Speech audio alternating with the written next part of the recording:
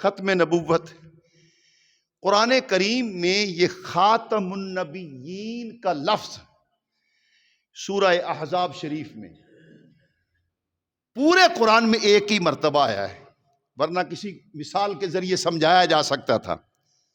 اب فرق کیا ہے جی؟ فرق کیا ہے؟ لفظ وہ بھی یہی پڑھتے ہیں، آیت وہ بھی یہی پڑھتے ہیں، اور آیت ہم بھی یہی پڑھتے ہیں۔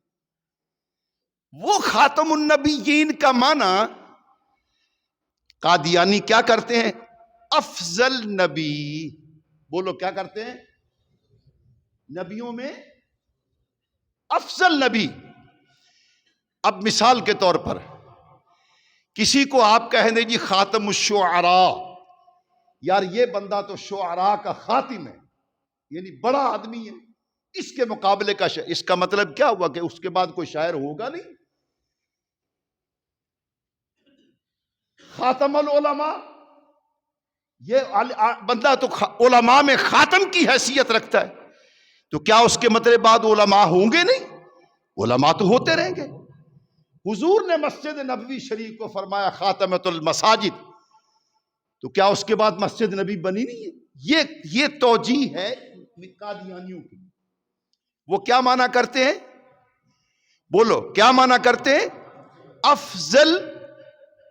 بولو کیا معنی کرتے ہیں؟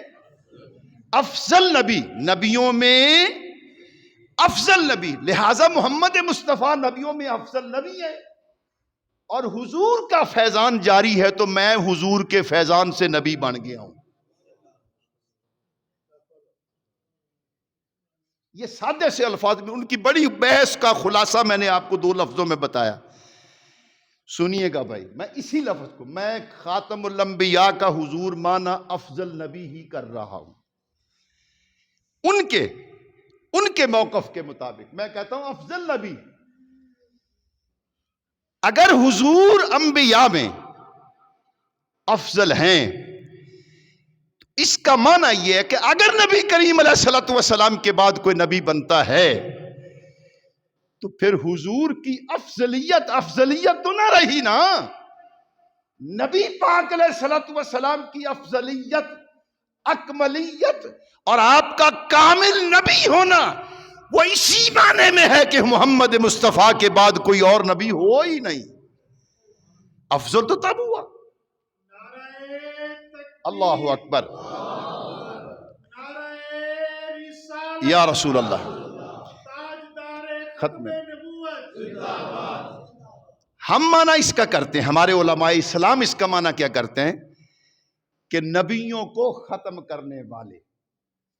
حضور نبی کریم صلی اللہ علیہ وسلم نے ارشاد فرمایا، حضور کی حدیث ہے، اس کتاب میں درج ہے کہ میرے ذریعے سے اللہ سبحانہ نے نبیوں کی نبوت کو مکمل کر دیا، اور اس کی سادی سی مثال، حصی مثال میرے آپ کے پاک پیغمبر نے یہ ارشاد فرمایا کہ تم بڑا کوئی محل بناؤ، بڑی کوئی کوٹھی بناؤ، اور ایک اینٹ کی جگہ خالی رکھ دو تو کوئی آدمی اس کوٹھی کو دیکھے، اس کی تعریف کرے کہ کیا خوبصورت بلڈنگ ہے، کیا خوبصورت سرناکاری ہے، لیکن کاش کہ یہاں اینٹ لگ جاتی۔ آپ صلی اللہ علیہ وسلم نے فرمایا کہ میں نبوت کے محل کی آخری اینٹ ہوں۔ اس سے بڑی سادی مثال میں سمجھتا ہوں کہ امت کو کیا دی جا سکتی ہے۔ اب آئیے قرآن مجید میں سے میں صرف ایک مقام آپ کی خدمت میں رکھتا ہوں۔ اللہ پاک علماء پہ رحمت فرمائے۔ یقین کیجئے کہ انہوں بندوں نے تو خدا کے دین اور حضور کی عزت کے تحفظ میں اپنی زندگیاں پوری کھپا دیں۔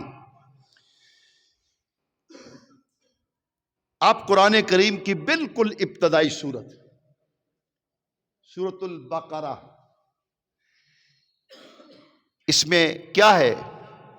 الف لام میم ذالک الکتاب لا ریب فیہ ھدی للمتقین الذین یؤمنون بالغیب ویقیمون الصلاۃ ومما رزقناہم ینفقون۔ اگلی آیت کیا ہے؟ والذین یؤمنون بما انزل الیک۔ توجہ سے علماء سے میں رہنمائی لے رہا ہوں، میں آخری بات کر رہا ہوں۔ والذین یؤمنون بما انزل الیک وما انزل من قبلک۔ اے محمد صلی اللہ علیہ وسلم، یہ قرآن ہدایت ہے کن کے لیے؟ متقین کے لیے۔ متقی کون ہے؟ جو اللہ کے راستے میں خرچ کرتے ہیں، جو نماز پڑھتے ہیں، جو ایمان بالغیب رکھتے ہیں، اور وہ اس چیز پر ایمان رکھتے ہیں اے محمد جو آپ پر اتارا گیا۔ آپ پر کیا اترا ہے؟ قرآن۔ آپ پر کیا اترا ہے؟ یہ قرآن کے الفاظ آپ جا کر کے دیکھیے گا، والذین یؤمنون بما انزل الیک۔ متقی مومن، پرہیزگار مومن وہ ہیں جو اس پر ایمان رکھتے ہیں جو اے محمد آپ پر اتارا گیا۔ وہ کیا ہے؟ قرآن۔ وما انزل من قبلک، اور اس پر ایمان رکھتے ہیں جو آپ سے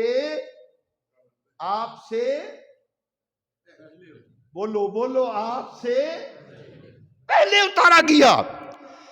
اگر کوئی ہدایت کی کتاب حضور کے بعد بھی آنی ہوتی، واج کا اجرا واج جاری رہنی ہوتی، تو اللہ سبحانہ اس کا بھی تذکرہ فرماتا، یہ فرمایا کہ آپ پر جو اترا اس پر ایمان رکھتے ہیں، اور جو آپ سے پہلے اتارا گیا اس پر ایمان رکھتے ہیں۔ حضور کے بعد واج ہے نہیں، جب وحی نہیں ہے تو محمد مصطفیٰ کے بعد نبوت بھی نہیں ہے۔ کیسی بات ہے یار۔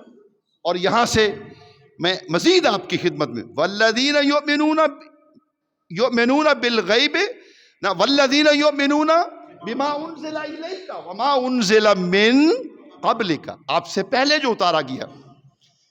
ہم سارے مسلمان الحمدللہ رب العالمین، ہم کسی نبی کی